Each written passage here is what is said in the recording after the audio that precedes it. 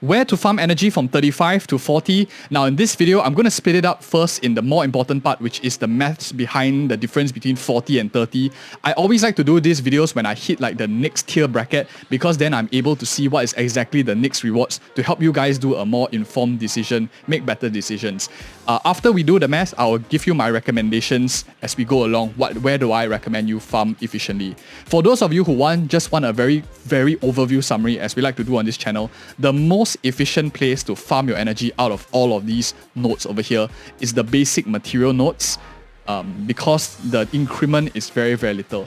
Out of all of them, the increment is between, like the range between these increments for any of these basic material nodes is roughly between 10%. Like the lowest increment is like 10%, and that's for character materials at the low end of what you get. And the highest end is only 16%. So the range is very tight for all of these, for 10% to 16%. How I get this range is I basically look in and I test run each and every single one of these like once at least. And I just look at these two, take the total amount of EXP that they get roughly and divide it by the lower tier bracket of what you are expected to get. So I just compare between the two and estimate a low range, a high range, which is why all of these numbers will have a certain range. So I'll just put up on screen real quick the differences between all four of these different nodes over here, and you can see the differences. The next question you might be wondering is, how much EXP materials do we exactly need to level a character from 40 to 50? I've also have a screenshot on screen, I'll put it up. The amount is about 225k EXP, which translates to around 76 pink materials as well. For any of you who are just trying to pre-farm the materials, that's the amount you need. You probably won't be leveling like all 6 characters up to 50. I think it's more important to stagger your resources out. Just get your main DPSs up first. I think that's the best thing, especially if you're doing pre-farming. Maybe your stun characters as well, if you pre-farm for them. That's the first tier. And assuming that some of us already settled that, for some reason you are like super efficient, or maybe you're pay to win so you have a lot more materials, where else do I recommend you spend your energy then? Before we talk about that, let's talk about the efficiency of agent promotion, weapon modification, and agent skill.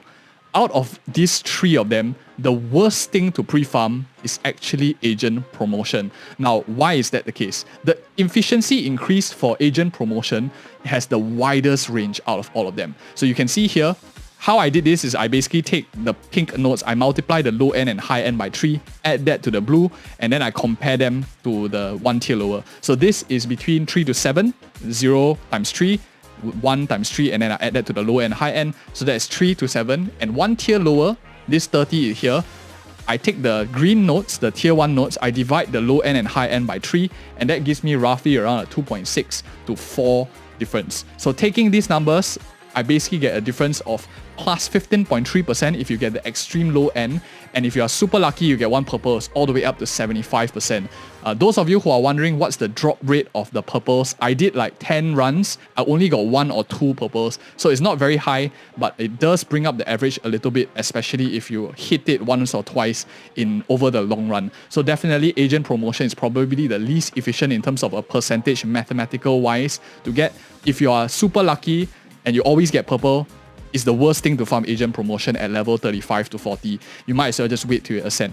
On the other hand, WNG modification and agent skill is actually very good to pre-farm, especially if you're not like a super lucky person and always getting the max rewards out of everything. So we are more concerned with the average rather than the absolute range. Let's start things first off with the slightly better one in terms of the math that we have, and that is the weapon enhancement. Now, lazy testers and lazy content creators will just take this number here and immediately just tell you, actually 0 and 1, this is roughly around like 4 to 8, and then you just compare that to 30, and then you realize, it's almost exactly the same. The low end is actually even less, but the high end is only slightly less. That is actually incorrect.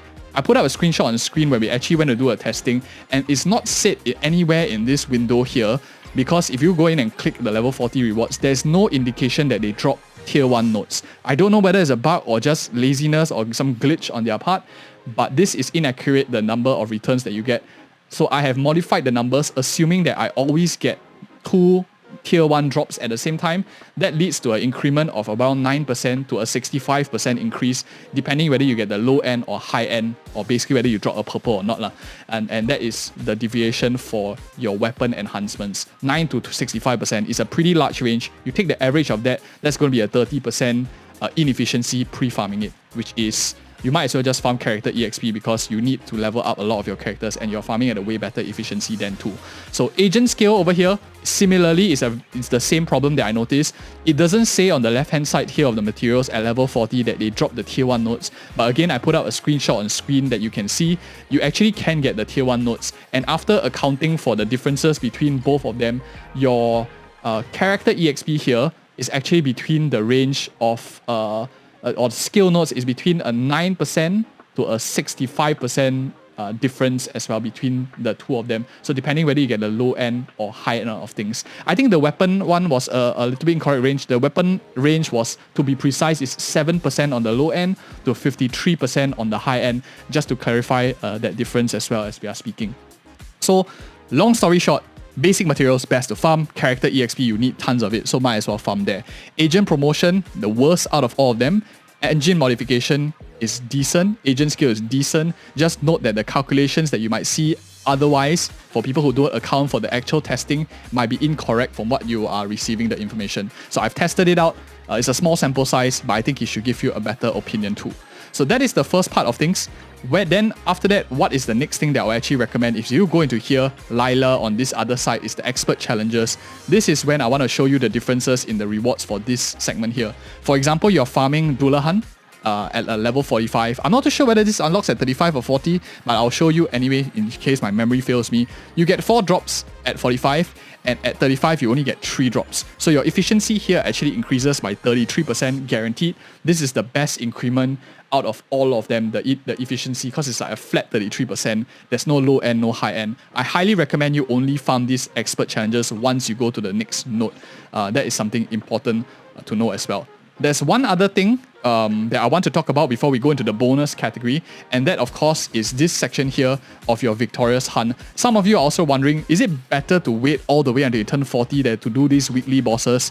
The answer is actually it's not very significant in the long run, because at level 50 you still only get 1 drop of the weekly boss. At level 40, as you can see, is also 1 drop. The only differences is you get the tier higher rewards, like you start to drop the A rank noise reduction masters, whereas in the level 41 you are dropping this B rank audio booster masters. So that is the main significant difference, with a bit of difference in the other stuff. But the essential one is your weekly boss materials don't change. So I think that is a very critical one to consider as well.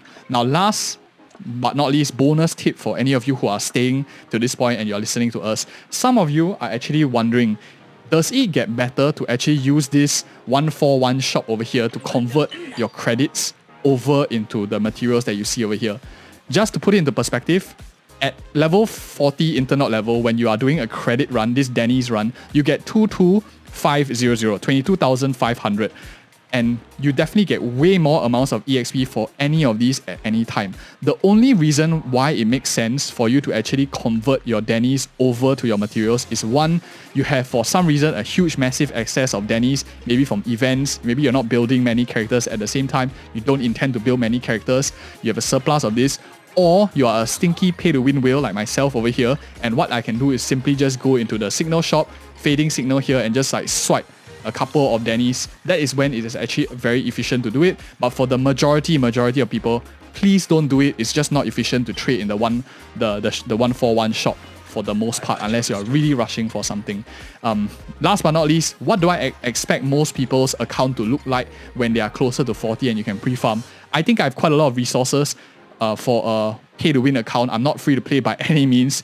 As you can see from the guides that we do on the channel, we will, because I'm creating guides for you guys. I have been doing non-stop so many guides. And if you found this video helpful so far, do give me a like, subscribe for more such future content. But I think more importantly, you want to have 2 teams of 40, 40, 40 and try to like push some characters up to 50 the moment you turn 40. That's the objective. Especially focus on your attack DPSs, for example my Ellen, and you can focus a bit on stun as well. Nekomata here, I am slowly trying to get her up. I decided to prioritize Lycan instead because I want my main team to clear content way faster. I can always do Nekomata tomorrow and stuff. I'll probably have enough resources to get her up. And why this is very important is once you actually build your characters correctly and you execute the efficiency properly, you can progress deeper, and this is when level 40 you are likely able to start touching the Shui frontier from the critical mode 1 and beyond. This is of course as I was like 37 or 38 or something like that, but now that I'm higher level, I likely am going to push as far as you can, because it resets in 3 weeks as of time of recording, and you want to get all of these limited materials. Polychrome is a limited resource, energy is theoretically an unlimited resource as time tends to infinity, so you should prioritize getting your Shui defense rewards much more than saving a little bit of energy. Progress as far as you can, and that's what this video and this whole guide aims to help you do. Become efficient, get more resource. If you found this video helpful, like it, share it with other of your friends, and thank you guys again so much for watching. See you in the next video.